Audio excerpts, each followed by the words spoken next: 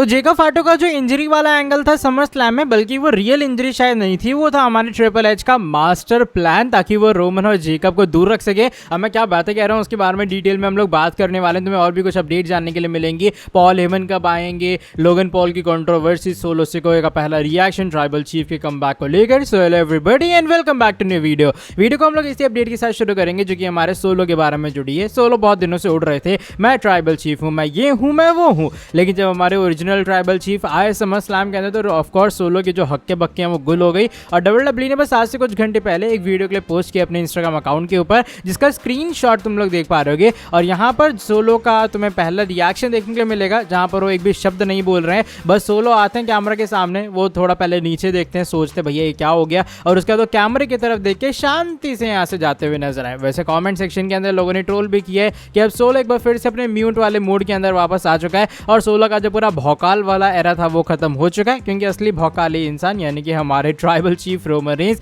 एक बार फिर से डब्ल्यूडब्ल्यूई के अंदर कमबैक कर चुके हैं। मजा आएगा जब आने वाले टाइम में सोलो और रोमन की कॉन्फ्रंटेशन होती है। By the way Rhea Ripley को लेकर भी यहाँ पर एक अपडेट आई है सामने। रिया रिप्ले को एक और प्यार में धोखा मिला, क्योंकि हमने देखा कि डोमिनिक मिस्टीरियो जो है वो आखिरी में लिव मॉर्गन की तरफ हो गए। इसका मतलब ये है कि प्यार धोखा है, मुन्ना पढ़ ले, अभी भी मौका है। बाय द वे वो खैर रिया रिप्ले ने क्या किया, अपने ट्विटर अकाउंट के ऊपर इसके बाद में अपना पूरा ब्लैकआउट कर दिया सोशल मीडिया। उसका स्क्रीनशॉट तुम लोग देख पा रहे होगे। उन्होंने बैकग्राउंड के ऊपर, मुझे नहीं पता है पहले लगा था कि नहीं, लेकिन अभी ब्लैक एंड व्हाइट से पोस्टर लगा दी है, और जो उनकी प्रोफाइल पिक्चर थी वो भी पूरे तरीके से ब्लैक हो चुकी है। तो ऑल ब्लैकआउट करके यहाँ पर रिया रिप्ले ने अपने सोशल मीडिया अकाउंट्स कर दिए डोमिनिक मिस्टीरियो से धोखा मिलने के बाद। लेट्स सी क्या होता है आने वाले टाइम में। लेकिन अभी फिलहाल रिया रिप्ले जो है कुछ इस तरीके से धीरे धीरे करके बेबी फेस टीम की तरफ बढ़ रही है, टर्न की तरफ बढ़ रही है। अब बात करते हैं इसके बाद वाली स्टोरी की तरफ। ये इंटरकॉन्टिनेंटल चैंपियनशिप मैच के बारे में जुड़े, जो कि तुम लोगों ने समर स्लैम में देखा, और था Bron Breakker versus Sami Zayn का मैच की एंडिंग होती है न्यू चैंपियन के साथ में। लेकिन बताया जा रहा है ये जो मैच है ना, ये एक्चुअल में डब्ल्यूडब्ल्यूई ने और लंबा प्लान किया था,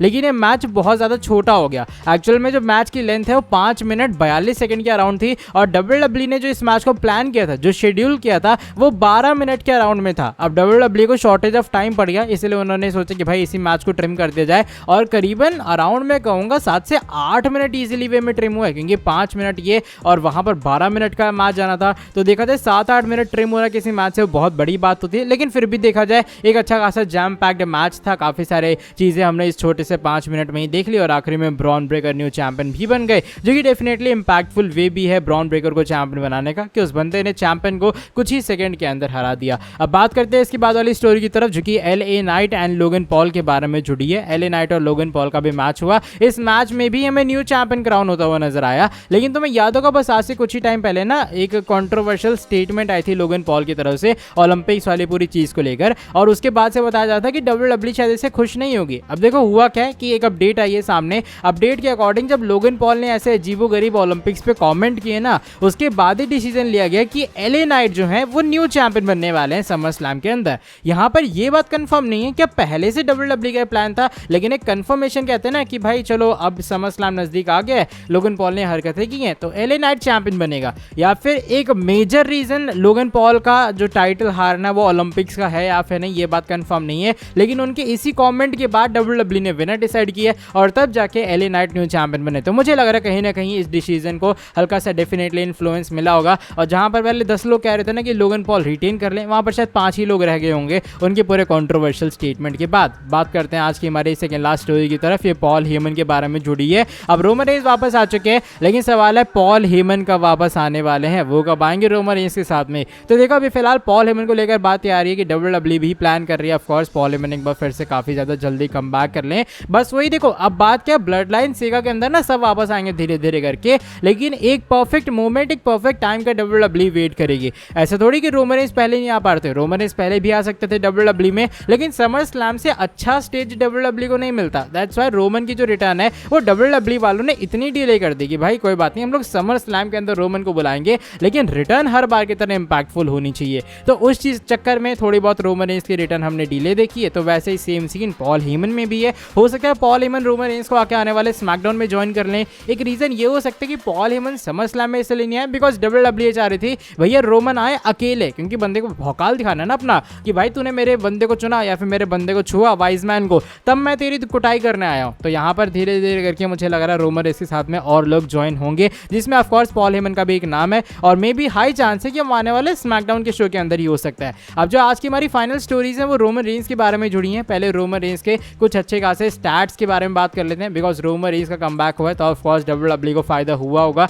ऑलरेडी मैंने बताया उनकी कस्टम चैंपियनशिप सोल्ड आउट हो चुकी है, लेकिन रोमन रेंस ने करीबन 12 घंटे के अंदर सभी जो डब्ल्यूडब्ल्यूई के ऑफिशियल सोशल मीडिया अकाउंट है उस पर 75 मिलियन से ज्यादा जो व्यूज हैं वो अब जनरेट कर लिए हैं, जो कि मेरे हिसाब से डब्ल्यूडब्ल्यूई को बताता है कि भैया जो बिगेस्ट ड्रॉ है वो रोमन रेंस ही रहेंगे। मतलब दुनिया में 100 लोग आएंगे 100 लोग जाएंगे, लेकिन तेरा भाई जो ट्राइबल चीफ है वो हमेशा की तरह एक बड़ा ड्रॉ रहेगा इस कंपनी का। और रोमन रेंस कैजुअली क्या आया था भाई, नॉर्मल से कपड़ों में आए, एक स्पीयर लगाया, एक सुपरमैन पंच लगाया, बंदे ने प्रोमो तक नहीं बोला, उसने एक लाइन तक नहीं बोली, लेकिन तब भी रोमन रेंस का ये ऑरा है, ये हमारे ट्राइबल चीफ की डोमिनेशन है, ये बताता है कि रोमन रेंस एक मेगा स्टार है और रोमन रेंस ने कुछ जमकर फायदा करवाया डब्ल्यूडब्ल्यूई वालों को। अब बात आज की हमारी फाइनल स्टोरी के बारे में कर लेते हैं, जो कि जेकब फाटो वर्सेस रोमन रेंस के मास्टर प्लान के बारे में जुड़ी है। देखो जेकब फाटो की इंजरी वाला एंगल मैंने तुम लोग को बताया किस तरीके से ऑफ एयर के अंदर भी जो जेकब है उन्हें रेफरी वगैरह लेकर जा रहे थे, तो उससे देखने में ऐसा लग रहा था कि जेकब एक्चुअल में इंजर्ड है। इवन रिसेंटली क्या हुआ है कि पोस्ट शो की फोटो भी आई है सामने, जहां पर शायद तुमने सुना होगा